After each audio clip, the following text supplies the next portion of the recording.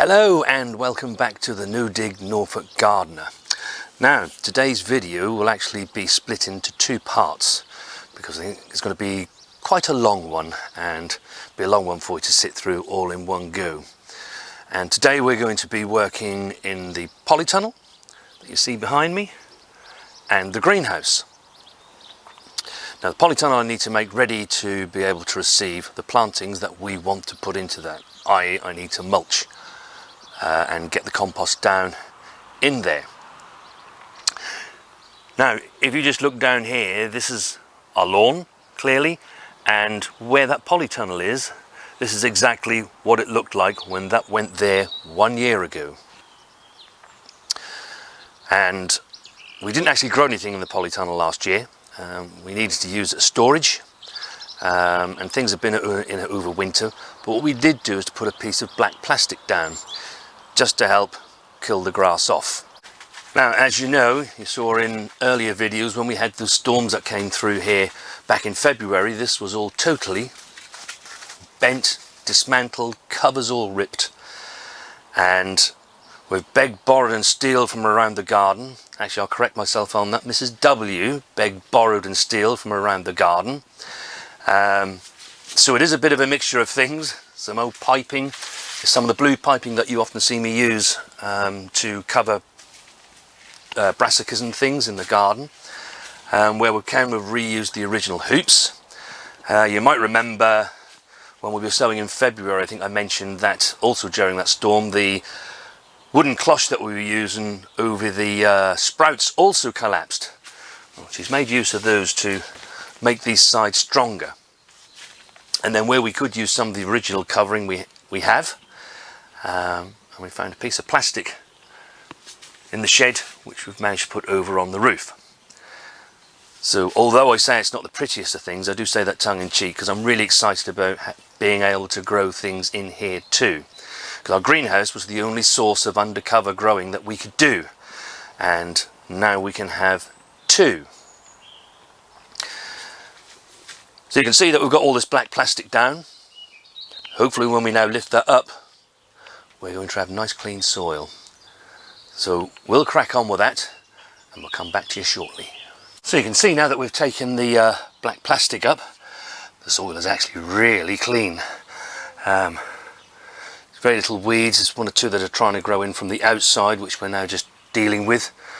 And as you can see, I've now been barrowing some compost in here and we're going to spread that all about. So yeah, pretty pleased with that overall. So there are still some bits and pieces of grass that we're trying to grow through towards the door end of this tunnel, so we've just actually put some cardboard in there, and then the compost will just lay on top of that, just to help that finally break itself down and yeah, get rid of it. You can see now that I've got the compost mulch spread, so it's become a no dig bed within this polytunnel. And you may be wondering why I've left a gap here. Well, we have two old slabs that we want to put here to use just as a pathway, and they're actually extremely heavy. Now we have our grandson here with us today. We're looking after him while his dad is at work, so as soon as the eldest boy returns this afternoon, he's going to give me a hand just to get these up from the bottom of the garden and into here. Now what we need to do next is to concentrate on the greenhouse, because everything that was in the greenhouse needs to come over to here. This will be where all the propagation now takes place over the summer months, because we tend to grow most of our vegetables that we want to grow undercover in the greenhouse. You know, it does offer more warmth, and of course we can get more ventilation into it, so that's where we mainly grow those types of vegetables. But I think I'm going to grow just as well in here.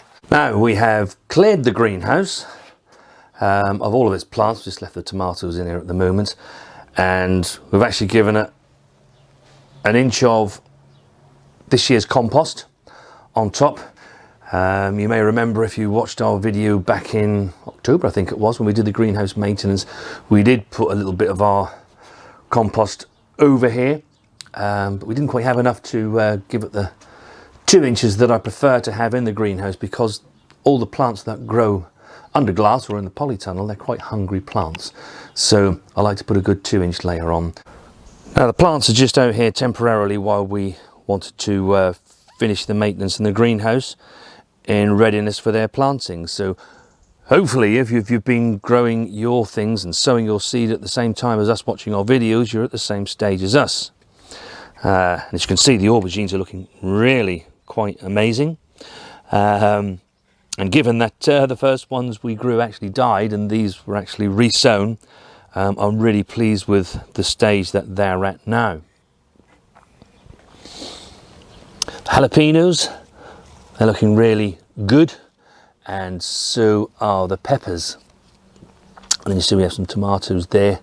You can see there the cucumbers, they're doing really well, and the cucamelons, so they're also ready to be planted out to their final positions. Now the other thing that's happened over the last week or so is that we've bought some plants out here to harden off that are going to be going outside into the ground, in particular to help us with attracting pollinators and all those beneficial insects into the garden that will help our vegetables grow.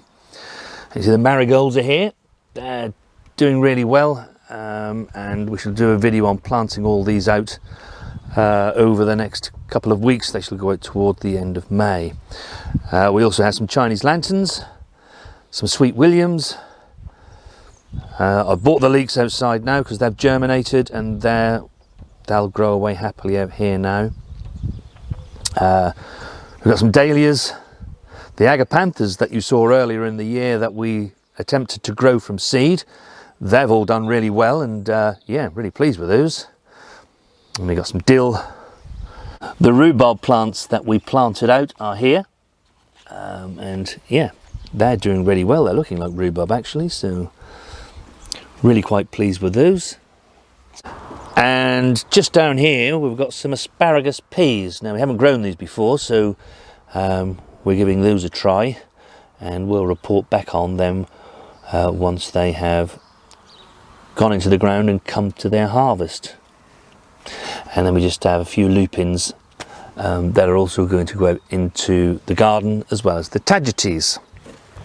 One thing that we did do that you haven't seen on film yet is that some of our gooseberries decided to plant themselves into the ground like runners, like strawberries do. So we've actually cut those off and we got some free plants from those, and yeah, they got their thorns. They definitely are gooseberries, so yeah, really pleased with that, and didn't realise that you could do that. But then I guess just like blackberries, layer into the ground and produce another plant. So yeah, great way to improve your stock. So as I say, these are all just out here hardening off in preparation to go into the ground. And we'll show you exactly where we're going to put them in the ground in a couple of weeks' time when they go out. We're not actually forecast any frost, but call me cynical, but I do like to wait until the end of May before the tender plants really do go outside. As I said earlier in the video, this polytunnel will be where all the propagation takes place. You saw us plant some sweet corn. They've germinated and are on their way. And I don't know whether the camera will pick it up, but you saw us sow some asparagus, and they are now starting to germinate. And they actually look like little tiny asparaguses, but they'll probably look even more like it a bit later on, and we can pick that up. Got some really nice comments when we sowed the basil and fennel, especially with regards to the watering of them and to continue watering them. Basil really doesn't like it, and you can see these have germinated nicely. I haven't actually put any water on these since we sowed the seed, and they're quite happy. The soil is still moist, and this vermiculite also helps because it keeps the moisture in. So yeah, if you saturate basil, it tends to rot off and die, which is something you don't want. The fennel has germinated, so that's the first lot of fennel for this year. So yeah, everything's looking good. The celeriac that you see there, we've potted that on and it's good to go. So in the next week or so, couple of weeks, that shall go to their final growing positions. The wildlife is really abundant at the moment. There's lots of bees busy, especially around the comfrey, and hopefully that should only ramp up even more as we get the annuals out into the vegetable plots. And we actually saw a little earlier in our bee hotel that there's lots of little bees that were around that and trying to make their nests. I know you normally see my No Dig Norfolk Gardener mug placed strategically whenever we do the end screen, but I thought it was so wonderful to see the bees around the bee hotel and busily preparing to make their nests and lay their eggs that I thought I'd use that as the end screen. Now, as I said, this is only part one of this particular topic. We have done the maintenance to the greenhouse and the polytunnel, so they're good to go with no dig. And in the next video, we should be planting out all of those plants like the aubergines, the cucumbers and peppers, chilies. So stay tuned for that video that will immediately follow this one. And as I say, if you're new to gardening, you can see how we do it, and then hopefully you'll take something from it and you can grow those types of plants. Now, I had some really lovely comments I just wanted to say quickly before I go regarding the succession planting video. And in particular, Mandy, I think the name of the channel was Plot to Plate, Mandy's Plot to Plate. Yeah, really appreciate your comments. And in answer to your question, yes, we shall be filming as and when we actually sow the seed for those successional harvests. You'll see those pop up on our screen. So if you are new to our channel and you want to follow us along, and we would love you to subscribe to our channel, then hit that big red button down there. Until the next video, take care.